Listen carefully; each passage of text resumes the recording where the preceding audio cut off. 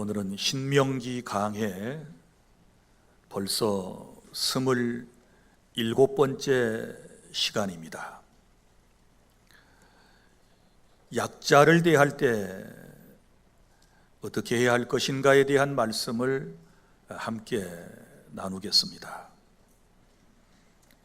지금은 그렇지 않지만 예전에는 버스나 전철 또는 길거리에서 혹은 교회 사무실에 찾아와 도움을 요청하시는 분들이 꽤 많이 있었습니다.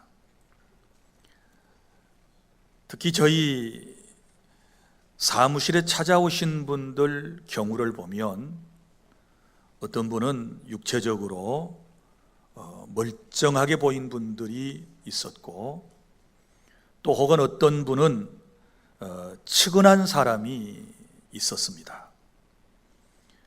여러분과 저는 건강하고 멀쩡해 보이는 사람에게는 손을 내밀어 주지 않았거나 혹은 아주 조금 주었을 것이고, 그리고 초라해 보이고 짠해 보이는 사람에게는 연민의 정을 느끼며 조금이라도 더 많이 건네 주셨으리라고 생각을 합니다. 그리고 우리는 정신을 차리고 이런 생각을 했습니다. 물고기를 잡아 돌아오는데 누군가가 가난한 사람이 물고기를 달라고 하면 물고기를 주지 말고 물고기 잡는 법을 가르쳐 줘야 한다는 탈무드의 교훈을 떠오르기도 했습니다. 또 가난하여 어렵게 사는 사람들은 내가 한두 푼 몇 번 도와준다고 해서 근본적인 문제가 해결되는 것이 아니고, 그들의 근본적인 문제는 정부가 나서야 옳다라고 주장을 하면서 언제부터인가 어려운 사람을 볼 때 우리의 마음을 닫기 시작했습니다. 그리고 지금은 우리의 마음이 강팍하게 되어 사랑을 실천하라고 하는 하나님의 말씀을 우리는 귀담아 듣지 않고 나 자신의 부귀와 영화와 행복만을 추구하며 살아가는 그런 강팍한 인생이 되었습니다. 오늘 저와 여러분은 하나님께서 우리에게 주신 말씀, 약자를 어떻게 대해야 할 것인가, 그리고 구체적으로 그들을 어떻게 도와야 할 것인가에 대한 말씀을 저와 여러분이 직접 듣기를 원하고 우리의 혹여 잘못된 마음은 수정하기를 원합니다. 첫째는 경제적인 약자를 대할 때입니다. 여러분, 어느 시대에나 빚을 지고 어렵게 살아가는 우리의 이웃들이 있습니다. 사랑의 하나님은 빚을 진 사람도, 그리고 남에게 뭔가를 준 사람도 다 함께 사랑하시는 것입니다. 그래서 경제적인 약자를 대할 때 먼저 본문의 1절부터 6절까지 말씀을 보면 빚을 면제해주고 독촉하지 말아라 라고 하는 말씀을 우리에게 주셨습니다. 이건 이스라엘의 규례인데요, 먼저는 매 7년 끝에는 면제하라. 1절에 자, 여기 매 7년 끝은 어느 해를 말할까요? 여러분이 잘 아시는 대로 이스라엘에게는 안식년 제도라고 하는 것이 있었습니다. 그러니까 6년 동안 토지를 경작하고 7년째 되는 해에는 휴경하는 것입니다. 그리고 모두가 다 하나님의 은혜를 생각하며 기뻐하고 감사하며 사랑을 나누는 그런 안식년 제도가 있었던 것이지요. 바로 그 해를 말하는 것입니다. 그 해에는 빚을 탕감해 주어라, 면제해 주어라, 이렇게 말씀을 한 것입니다. 자, 그러면 이 면제해 준다는 의미가 무엇일까요? 오늘 면제하라 이렇게 말씀을 했는데 빚 전체를 다 면제해 주는가 라고 하는 것입니다. 또 아니면 이제 어느 일부분을 말하는 것인가, 또 혹은 유보를 말하는 것인가, 여러 가지 학자들 따라 이 성경 구절을 해석하는 예들이 있습니다. 그러나 가장 많은 사람들이 취하는 이 구절의 해석은 다른 것이 아니라 이제 이런 말인 것이지요.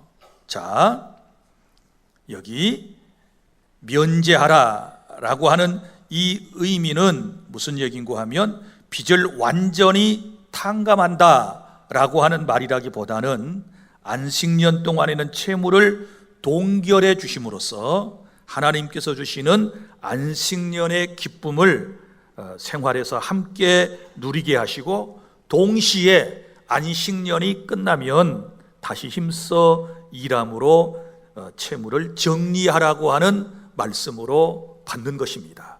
무슨 얘기인고 하면 적어도 안식년에는 빚을 유보해라, 빚 갚게 하는 것을 면제, 곧 유보해 주어라 라고 하는 그런 의미가 있는 것입니다. 왜냐하면 안식년에는 농사를 못 하잖아요. 농사를 못 했는데 무슨 소득이 있겠어요? 그런데 빚을 갚으라고 해서는 안 된다라고 하는 것이고, 또 여기 이제 사랑의 교훈이 숨겨져 있는데, 너희들은 같은 언약 백성, 선민, 이스라엘 공동체, 하나님의 백성들이 아니냐. 그러니 어려운 사람에게 빚을 조금 유보해 주어야 한다라고 하는 것이 면제의 개념입니다.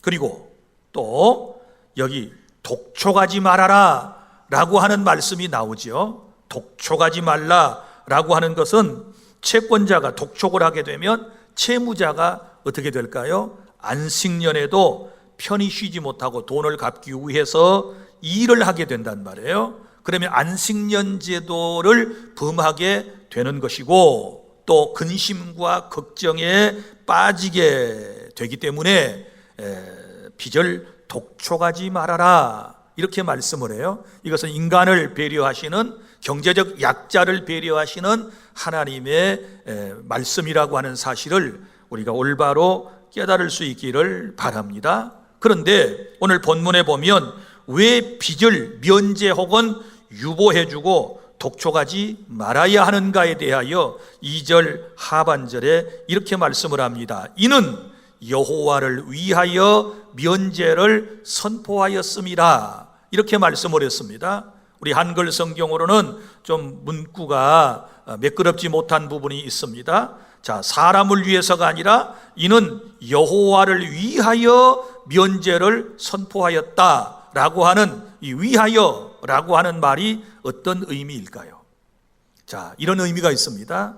먼저는 하나님을 사랑하기 때문에 라고 하는 뜻이고, 또 하나는 하나님을 위하여, 이 말은 하나님의 영광을 위하여 빚을 면제해주고 독촉하지 말아라 이렇게 말씀을 해 주시는 것입니다. 그러니까 경제적 약자를 대할 때 특별히 빚을 면제해주고 독촉하지 않아야 된다라고 하는 말씀이고, 그런데 그 뒤에 있는 말씀 3절을 보면 이방인에게는 독촉하려니와 이렇게 말씀을 했습니다. 이방인에게는 내가 독촉하려니와 내 형제에게 구워준 것은 내 손에서 면제하라 이렇게 말씀을 하셨단 말이에요. 자, 이스라엘 공동체 사회 속에서는 면제해주고 독촉도 하지 말고 배려해서 유예해주고 이렇게 말씀을 하셨는데, 그럼 이방인들에게는 왜 이렇게 단호하게 빚을 받으라고 말씀을 하셨을까요? 독촉하라고 그러셨어요? 거기에는 두 가지 깊은 뜻이 있어요.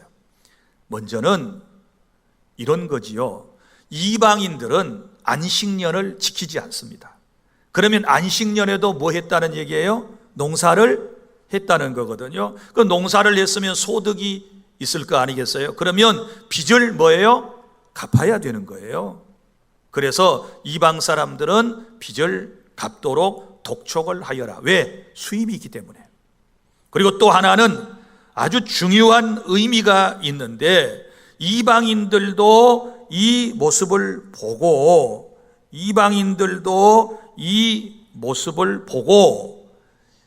이스라엘 공동체에서 행해지는 저런 빚진 자에 대한 배려, 면제, 이런 것들을 보면서 마음속에 부러움을 갖고, 나도 저런 언약 백성이었으면 좋겠다, 나도 이스라엘 공동체 속에 들어가면 저런 배려와 사랑이 있구나 하고 하나님에 대한 동기부여를 받게 될 것이고, 그래서 결국은 그 사람들이 하나님께로 돌아오게 하시려는데 하나님의 기쁘신 뜻이 있다라고 하는 것입니다. 여러분, 하나님은 선민에게 복을 주시되 그것은 항상 세상 만민을 향한 것입니다. 복의 근원이신 하나님은 아브라함에게 복 주시고 그를 통하여 세상 만민에게 복을 주려고 하셨다는 사실을 아셔야 합니다. 사랑하는 여러분, 그러니까 더 풀어서 말씀을 드리면, 교회 공동체 안에서 우리 믿음의 사람들이 서로 채무와 채권자의 관계 속에 있다 할지라도 정말 행복해야 할 해, 기뻐해야 할 때는 서로가 배려해주고 기다려주고 사랑으로 서로가 보호해줘야 된다라고 하는 이런 모습을 누가 봐요? 저 세상에 있는 분들이 보게 된다 그 말이죠. 그러면 그분들이 마음속에 어떤 마음이 생길까요? 아, 교회라고 하는 것은 참 좋은 곳이구나. 저렇게 힘든 세상에 서로 나누며 배려하며 살아가려고 그러는구나. 그래서 결국은 마음의 문을 열고 언약의 공동체 아닌 교회 안에 들어올 그런 기회를 갖게 된다라고 하는 깊은 뜻이 있는 거예요. 그런데 반면에 이 말씀을 바꿔서 얘기하면, 교회 날마다 싸움하는 사람들만 있고 교회 다니는 사람들끼리 시기하고 질투하고 이러는 모습을 보면, 이제 또 저 불신자들이 볼 때는 어떤 생각을 가질까요? 아, 교회 갈 필요 없어, 교회는 안 좋은 곳이야, 이렇게 이제 마음속에 결정을 해버리면 어지간해서는 주님께로 돌아올 기회가 없는 거예요. 그래서 이 중요한 말씀, 이방인에게는 독촉하라 라고 하는 말씀의 의미를 이 두 가지로 이제 제가 여러분들에게 말씀을 드렸어요. 그 사람들은 안식년에도 경작을 한다. 그 다음에 이런 이스라엘 공동체 안에서 사랑의 배려를 해주는 모습을 보고 그들도 동기부여를 받아 하나님 품으로 돌아오게 하시려는데 하나님의 의도가 있으셨다는 사실을 기억하시기를 바랍니다. 그러니까 우리 교회는 우리 이미 주 안에 산 가족이 된 저와 여러분들이 아름다운 모습을 보여야 될 줄로 믿으시기를 바랍니다. 세상 사람들이 보고, 아, 교회 다니는 사람들 부럽다, 이 어려운 세상에 저렇게 나누며 도우며 배려하며 살아가는구나, 나도 저 안에 들어가고 싶어, 이런 마음이 생길 수 있도록 우리가 그렇게 신앙생활을 해야 될 줄로 믿으시기를 바랍니다. 그리고 이렇게 채무자에게 빚을 면제해주고 또 유보해주는 사람에게 주님께서 약속하신 놀라운 복이 나와요. 자, 4절부터 6절까지 다 함께 시작. 내가 만일 내 하나님 여호와의 말씀만 듣고 내가 오늘 내게 내리는 그 명령을 다 지켜 행하면 내 하나님 여호와께서 내게 기업으로 주신 땅에서 내가 반드시 복을 받으리니 너희 중에 가난한 자가 없으리라. 내 하나님 여호와께서 내게 허락하신 대로 내게 복을 주시리니 내가 여러 나라에 구워줄지라도 너는 꾸지 아니하겠고 내가 여러 나라를 통치할지라도 너는 통치를 당하지 아니하리라. 아멘. 하나님의 말씀입니다. 이 말씀을 실천하여 이런 복을 받아 누리실 수 있기를 바랍니다. 그 다음에 경제적 약자에 대한 말씀, 두 번째는 7절부터 11절까지 구제에 대한 규례의 말씀입니다. 여기 말씀에 보면 많이 가진 사람이 어려운 사람에게 빌려주는 것도 구제에 해당된다라고 하는 것을 우리에게 말씀을 하고 있습니다. 그런데 어려운 사람들이, 경제적으로 어려운 사람들이 내게 와서 돈을 구워달라고 할 때 여기 두 가지 마음이 필요해요. 첫 번째는 자신이 못 받게 될 것을 계산하지 말고 빌려주어라 라고 하는 말씀입니다. 7절부터 9절까지 볼까요? 시작. 내 하나님 여호와께서 내게 주신 땅 어느 성읍에서든지 가난한 형제가 너와 함께 거주하거든 그 가난한 형제에게 내 마음을 완악하게 하지 말며 내 손을 움켜쥐지 말고 반드시 내 손을 그에게 펴서 그에게 필요한 대로 쓸 것을 넉넉히 구워주라. 삼가 너는 마음에 악한 생각을 품지 말라. 곧 이르기를 7째 해 면제년이 가까웠다고 하고 내 궁핍한 형제를 악한 눈으로 바라보며 아무것도 주지 아니하면 그가 너를 여호와께 호소하리니 그것이 내게 죄가 되리라. 아멘. 자, 무슨 말씀입니까? 이제 어떤 사람이 돈을 빌려달라고 그러는데 면제년이 있잖아요. 면제년. 이제 모든 빚을 탕감해주는 해가 면제년인데 그게 이제 내년이라고 그래요. 그러면 지금 이 해에 빌려주면 내년에 뭐예요?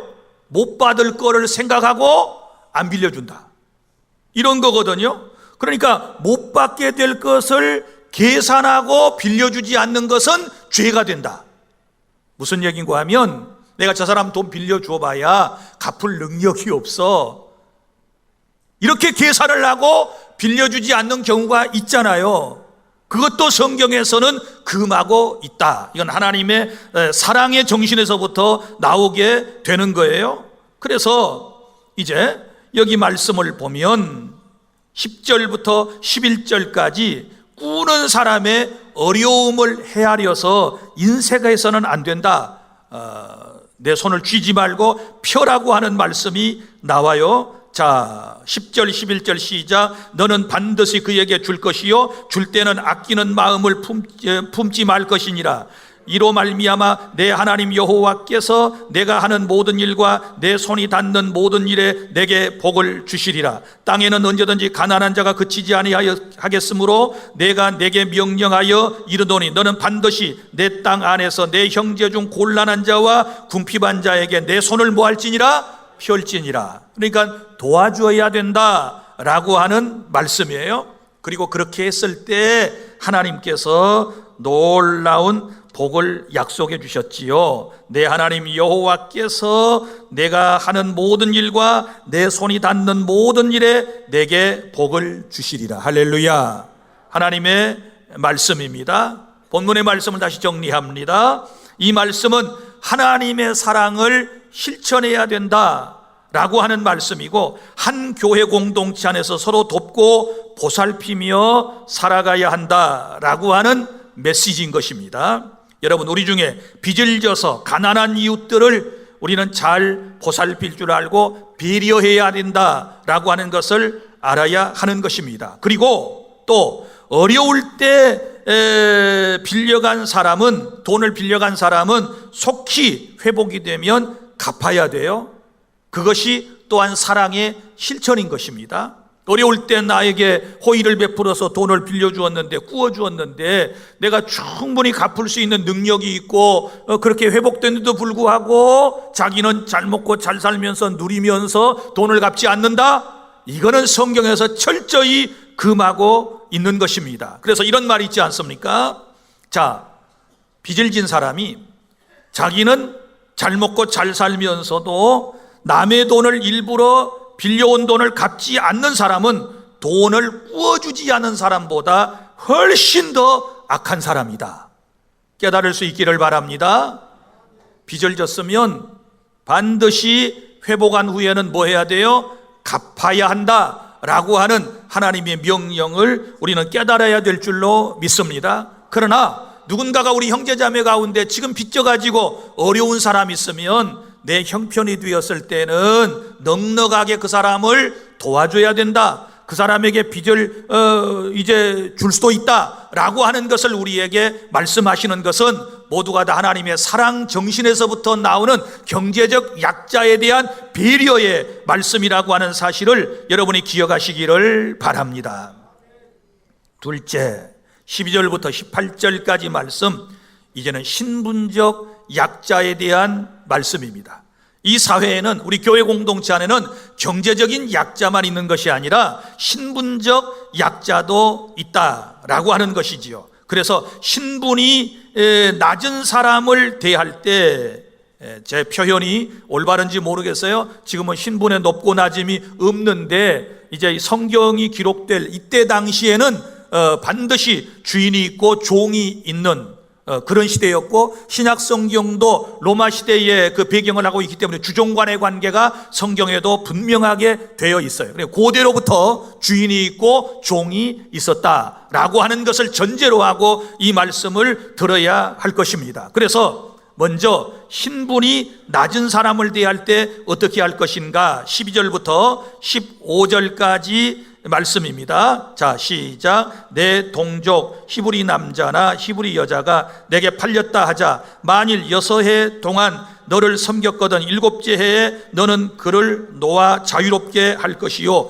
그를 놓아 자유롭게 할 때에는 빈손으로 가게 하지 말고 내 양무리 중에서와 타작마당에서와 포도주 틀에서 그에게 후히 줄지니 곧 내 하나님 여호와께서 내게 복을 주신 대로 그에게 줄지니라. 너는 애굽 땅에서 종되었던 것과 내 하나님 여호와께서 너를 속량하셨음을 기억하라. 그것으로 말미암아 내가 오늘 이같이 내게 명령하노라. 종이 만일 너와 내 집을 사랑함으로 너와 동거하기를 좋게 여겨 내게 향하여 내가 주인을 떠나지 아니하겠노라 하거든 송곳을 가져다가 그의 귀를 문에 대고 뚫으라. 그리하면 그가 영구히 내 종이 되리라. 내 여종에게도 그같이 할지니라. 그가 6해 동안에 품꾼의 싹새 배나 받을 만큼 너를 섬겼은즉 너는 그를 놓아 자유롭게 하기를 어렵게 하지 여기지 말라. 그리하면 내 하나님 여호와께서 내 범사에 내게 복을 주시리라. 아멘. 자, 정리를 해드리겠습니다.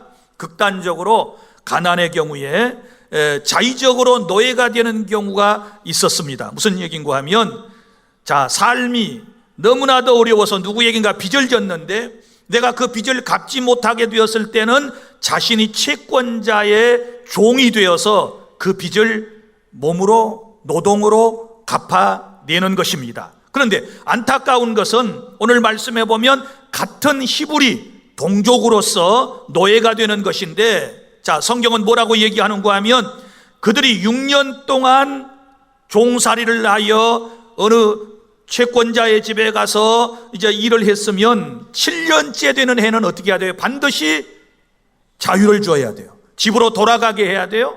집으로 돌아가게 할 때는 빈손으로 돌려보서는 안 돼요. 하나님의 사랑은 뭐예요? 반드시 뭔가를 주어서 돌려보내야 한다. 그래서 14절에 보면 13, 14절 그를 놓아 자유롭게 할 때에 빈손으로 가게 하지 말아라. 또 내 양무리 중에서와 타작마당에서와 포도주 틀에서 그에게 후히 줄지니 그랬어요. 후히 주어서 자유를 선포하는 거예요. 그리고 돌아가도록 하는 거예요. 그런데 이런 경우가 있어요. 이제 6년 동안 종살이가 다 끝나고 7년째 되는 해는 뭐예요? 돌아가지요. 그런데 이건 안식년 제도가 달라요. 안식년 제도는 쭉 오다가 정해진 것인데, 이것은 자기가 종으로부터 시작한 해로부터 6년이 채워져야 7년째가 오는 거예요. 이게 착각을 하면 안 돼요. 만약에 안식년이 내년인데 올해 종으로 팔려서 1년만 하다가 내년에 해방되는 것이고, 그게 아니에요. 시작에서부터 시작하여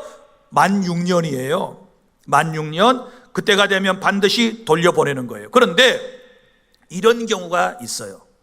자, 그 집에 가서 종으로 이제 노동으로 때우면서 빚을 갚는데 6년이 끝나 집으로 돌아갈 수 있음에도 불구하고 주인이 너무 좋아. 주인이 자기를 너무 사랑해 줬어요. 너무 배려를 해 줬어요. 그리고 자기도 열심히 했어요. 그 주인도 좋아하고 자기도 서로 이제 다 존경하고 사랑하고 그러는 거예요. 그래서 이 종되었던 사람이 나 집으로 안 돌아갈래요. 나 여기서 살게요. 여기서 같이 살면 안 돼요. 계속 내가 당신의 종으로 섬길게요. 이런 경우가 있다 그 말이에요. 그러면 주인이 아니요, 무조건 돌아가요, 이렇게 말하는 게 아니라 그것을 뭐 해야 돼요? 받아들여야 하는 거예요. 그리고 난 다음에 어떻게 하라고 주님이 말씀을 하셨는가 하면, 자, 내가 주인을 떠나지 아니하겠노라 하는 이 종들에게 17절에 보면 송곳을 가져다, 송곳 없나? 송곳을 가져다 그의 귀를 어디다 대고? 문에다가 대고, 이 벽에, 이 문이라고 그래, 문에다가 대고 송곳으로 구멍을 뚫어요. 어디를? 귓볼을. 귀를 뚫는 게 아니고 요 귓볼을 여기를 딱 대고 뚫어요. 그 다음에 뚫었던 그 송곳은 그 문에다가 딱 박아 놓는 거예요. 이게 뭐가 되느냐? 표징이 돼요. 영구히 내가 이 집에서 종으로 살겠습니다라고 하는 표징으로 여기를 뚫는 거예요. 귓구멍을 뚫는 게 아니고 귓볼을 뚫어요. 귓볼 뚫은 사람들 한번 만져봐. 다 있죠. 이게 그러니까 원래 기원이 성경에서는 종이라는 뜻이네. 이렇게 종들이 많아 여기. 자, 이제야 뭐 예수 믿고 난 다음에 이제 뭐 여러분이 하나님의 종이라고 둘러붙이시겠지. 이제 우리 그런 개념으로 받아들여야 돼요. 요거 뚫을 때 뭐예요? 종이라는 표현. 나는 아직 안 뚫었어요. 나는 하나님의 종이니까 나도 뚫어야 될런지. 자, 그런데 하나님의 종이 뚫으란 말은 없으니까 안 뚫을 거고, 자, 이게 이제 너무너무 중요한 거예요. 이게 사랑의 정신이거든요. 사랑의 정신이고, 여기 보면 18절에 보면 그가 6해 동안에 품꾼의 싹새 배나 받을 만큼 너를 섬겼은즉, 그러니까 품꾼의 싹새 배나 받을 만큼 섬겼다는 말은 정말 열심으로 최선을 다하여 그 주인에게 진 빚을 갚기 위해서 노동을 했다는 뜻이에요. 그러면 이 주인은 충분히 뭐예요? 보상을 받은 거예요. 그랬죠? 충분히 보상을 받았다라고 하는 것을 알 수가 있거든요. 자, 충분한 보상을 받았다. 그래서 구체적으로 이제 신분이 낮은 사람을 후대할 이유에 대하여 두 가지로 성경은 말씀을 하고 있는데, 자, 왜 이렇게 신분이 낮은 사람에 대하여 후하게 대해야 되고 배려를 해줘야 되느냐? 그러면 첫 번째 이유는 하나님께 복을 받은 사람은 그래야 돼요. 14절, 곧 내 하나님 여호와께서 내게 복을 주신 대로 그에게 줄지니라. 그러니까 복 받은 사람이기 때문에 다른 사람의 그 복을 나누어 줘야 된다. 그래서 종에게도 그 복이 흘러가도록 해야 된다라고 하는 사실입니다. 자, 첫째, 복을 받았다. 그 다음에 두 번째는 과거에 대한 회상이에요. 자, 15절, 너는 애굽 땅에서 종되었던 것과 내 하나님 여호와께서 너를 속량하였음을 기억하라. 그것으로 말미암아 내가 오늘 이같이 내게 명령하노라. 그러니까 너도 한때는 애굽 땅에서 뭐였어요? 종이었지. 그러다가 지금 해방되어 내가 은혜를 너한테 베풀어서 주인이 되었지. 그러니까 옛날에 종되었던 적이 있었던 것을 생각하고 지금 빚 때문에 종된 사람을 함부로 대하거나 무시하지 말고 사랑으로 대해라 라고 하는 깊은 뜻이 있는 거예요. 그러니까 개구리가 올챙이 시절을 모르면 안 되지요. 깨달을 수 있기를 바랍니다. 자, 이 말씀을 우리의 삶에 적용을 해볼까요? 자, 사업주도 있고 그리고 직장에 장들이 있어요. 그리고 사회적 지위가 높은 분들이 있어요. 이분들은 이 말씀을 잘 기억을 하셔야 되는 거예요. 사랑하는 여러분, 처음에 직장 생활할 때 다 말단에서도 시작을 했고, 그리고 대부분 직장에 가면 한직에서부터 시작을 해가지고 차근차근 올라가서 오늘의 위치가 있다는 사실을 알아야 돼요. 이건 하나님의 은혜, 복이었고, 그 다음에 나도 그런 과정을 거쳐서 지금의 자리에 있기 때문에 소위 아랫사람들, 죄송해요, 표현이 지금 달리 생각이 안 나서 아랫사람 그러는데, 아래서 일하는 직장의 동료들을 함부로 대하면 안 된다 그 말이에요. 깨달을 수 있기를 바랍니다. 그러니까 사람을 소중히 여겨야 되는 거예요. 그리고 자기가 옛날에 경험했던 바도 있고 그러니까 자기 입장에서도 또 생각을 해봐야 되는 것이죠. 상대방의 입장에서도. 이런 배려가 바로 여기 하나님의 말씀에 기록되어 있다라고 하는 것을 여러분이 아셔야 하는 것입니다. 그래서 배려를 받은 사람은 더 열심히 일을 하게 되잖아요. 그래서 여기 보면 종으로 일했던 사람도 배나 임금을 받을 정도로 더 열심히 일을 했었다라고 하는 말씀이 나오지 않습니까? 그래서 신분의 이 약자들, 신분적으로 낮은 약자들을 여러분이 후하게 대해야 되고 배려해 줘야지 위에서 갑질하면 안 되는 거예요. 이 갑질하면 반드시 심는 대로 거두기 때문에 퇴직하고 은퇴하고 늙고 나면요 반드시 그 당하더라고요. 제가 보니까 저는 많은 인생들을 교회 안에 수천 명을 지도하면서 지금까지 보아왔어요. 한때 잘 나갈 때 갑질하던 사람들 나중에 친구도 없어지고요, 돕는 후배도 없고요, 아무도 곁에 함께 하지 않아요. 그러니까 높은 자리에 있을 때, 장에 있을 때 사람을 잘 사귀고 배려해주고 챙겨주고 사랑으로 보살펴주어야 그 심는 대로 거두니까 나중에 은퇴하고 퇴직하고 난 이후에도 여러분들이 사랑을 받고 존경을 받게 될 줄로 믿으시기를 바랍니다. 마지막으로 셋째, 19절부터 23절 구별된 삶을 살며 구별된 것을 하나님께 드리시기를 바랍니다. 19절 내 소와 양의 처음 난 수컷은 구별하여 내 하나님 여호와께 드릴 것이니 내 소의 첫 새끼는 부리지 말고 내 양의 첫 새끼의 털은 깎지 말고. 자, 이 구별이라고 하는 말이 나옵니다. 구별. 자, 소와 양이 이제 태어나요. 그런데 그 처음에 태어난 수컷이에요. 수컷만 해당돼요. 암컷은 해당이 안 돼요. 수컷은 구별하라 그랬죠. 구별하여 그것은 누구한테 드려야 돼요? 하나님께 드리는 거예요. 그래서 첫 것은 하나님의 것이다 라고 하는 이 사상은 어디서부터 나왔느냐? 그러면 출애굽의 역사를 여러분이 기억을 하셔야 돼요. 출애굽기 13장에 보면 이스라엘 백성들이 애굽에서 나올 때에 애굽에 내렸던 마지막 재앙, 10번째 재앙이 뭔가요? 첫 태생에 대한 죽음이죠. 장자의 죽음. 그래서 이스라엘 사람들을 제외한 다른 민족의 모든 장자들, 피를 발리지 않는 모든 장자는 다 죽었어요. 그리고 이스라엘의 장자들은 하나님께서 다 살리셨거든요. 짐승의 장자까지, 초태생까지, 처음 난 것까지. 그리고 난 사람이나 짐승의 처음 난 수컷은 나의 것이다, 이렇게 말씀을 하신 거예요. 그러니까 구별된 하나님의 백성이다 라고 하는 깊은 의미가 있는 거예요. 그래서 얼마만큼 여기 귀중하게 다루는지 보세요. 소의 첫 새끼는 부리지 말래요. 일도 시키지 말래요. 양의 첫 새끼의 털은 뭐예요? 깎지 말고. 왜요? 하나님의 것이니까 네가 마음대로 부리고 털 깎아서 팔고 뭐 옷 지어 입고 이불 만들고 그래서는 안 된다 그 말이에요. 그러니까 하나님의 것이니까 구별하여라, 깨달을 수 있기를 바랍니다. 그리고 그렇게 이제 구별된 소와 양의 처음 난 수컷은 어떻게 되냐? 두 가지로 구분이 돼요. 먼저는 정결한 수컷. 어떻게 되느냐? 20절 너와 내 가족은 매년 여호와께서 택하신 곳 내 하나님 여호와 앞에서 먹을지니라. 그러니까 온전한, 19절에 나오는 흠이 없는 건강한 우양의 처음 태어난 것은 하나님께 바친다 그 말이에요.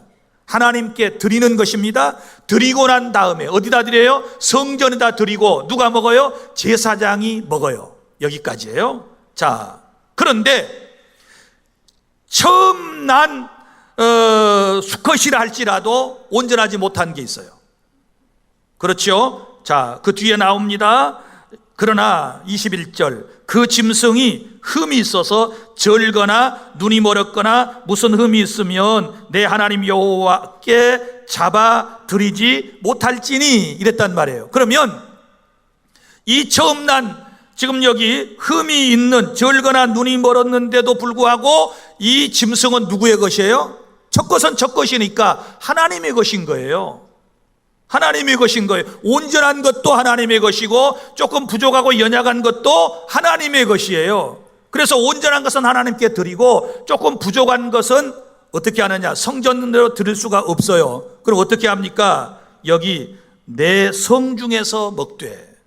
자, 그 위에는 하나님이 정하신 특별한 곳 성전에 가서 제사 드리고 먹는데, 그리고 먹는 대상은 제사장이 먹어요. 그런데 그 뒤에 그렇지 못한 것은 부정한 자나 정한 자가 다 같이 먹기를 노루와 사슴을 먹기 같이 할 것이요, 먹음같이 할 것이요. 그래서 하나님께 제물로는 드리지 못하지만 성중에서 백성들과 함께 이제 정결한 자나 부정한 자가 함께 모여서 나누며 먹어라. 이건 하나님의 것이니까 하나님이 그렇게 말씀을 하신 거예요. 우리는 여기서 이걸 알 수 있어요. 자, 하나님께 드려지는 신앙과 그리고 또한 인간 세상에서 함께 나누는 신앙을 여기서 배워야 될 줄로 믿으시기를 바랍니다.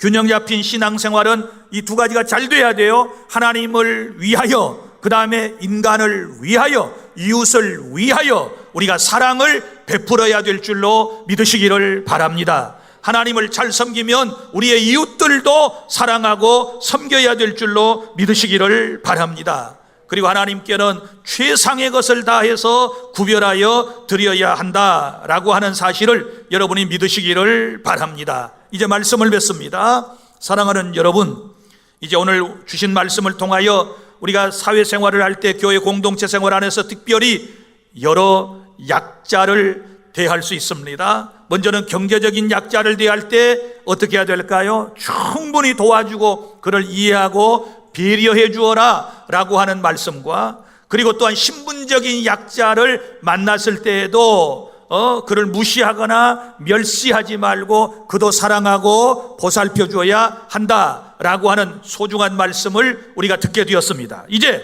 이 말씀을 통하여 우리의 삶이 정말 하나님이 기뻐하시는 삶이 되어야 되겠는데, 이제 며칠 있으면 민족 명절인 추석이 다가옵니다. 이 지금 이제 약자 그룹이 분명히 우리 주변에 있습니다. 우리는 그리스도인으로서 경제적 약자가 누구인가를 찾아내고 또 내 곁에 있으면 충분히 여러분이 주님의 사랑을 가지고 배려하고 도와주실 수 있기를 바랍니다. 또 신분적 약자를 가지고 성공하지 못하고 실패하고 어렵게 살아가는 이들도 우리 형제 자매들이기 때문에 배려해주고 위로를 주고 용기를 주고 사랑의 공동체 안에 들어와서 함께 승리할 수 있도록 여러분들께서 이끌어 주시기를 바랍니다. 기도하겠습니다.